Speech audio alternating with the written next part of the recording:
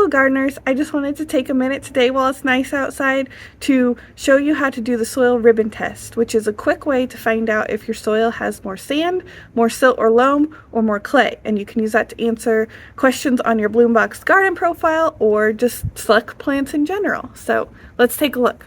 But you can see this sample I can make it a ball, and it sits together really nice. You know, if it was maybe a little wetter, I could smooth it out. You can see that as I start to squeeze it, it creates a blob that doesn't fall off. So I could use a little more water in this sample maybe, but I can create a ribbon just by squeezing my thumb and forefinger together. So this isn't pure clay. You can tell it has some silt in it because the ribbon does start to break apart after a second. It doesn't get terribly long, but this is what I would call a very clayey soil. So we want to make sure that we choose plants that can handle having a lot of water around their roots, but not necessarily available to them to take in. Clay is really good at holding water, sometimes a little too good. My next sample here is the opposite. This is you know, it's not complete sand because I can form a little bit of a ball.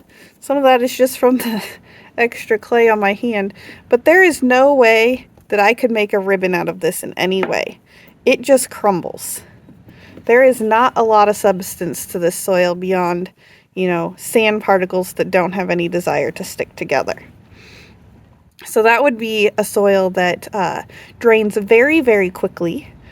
So you would need to make sure that your species are very drought tolerant, that they're happy to take in water quickly after a rain, but they don't need it available all the time in between.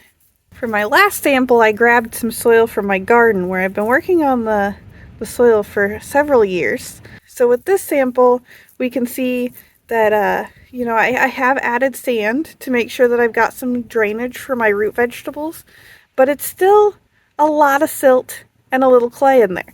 It's a good mix of everything. It holds together and it ribbons, but not excessively.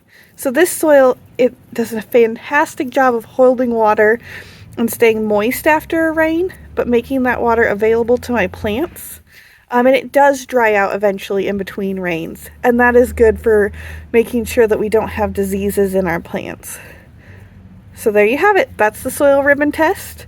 We started with clay, we moved on to sand, and our last one is kind of a silty loam.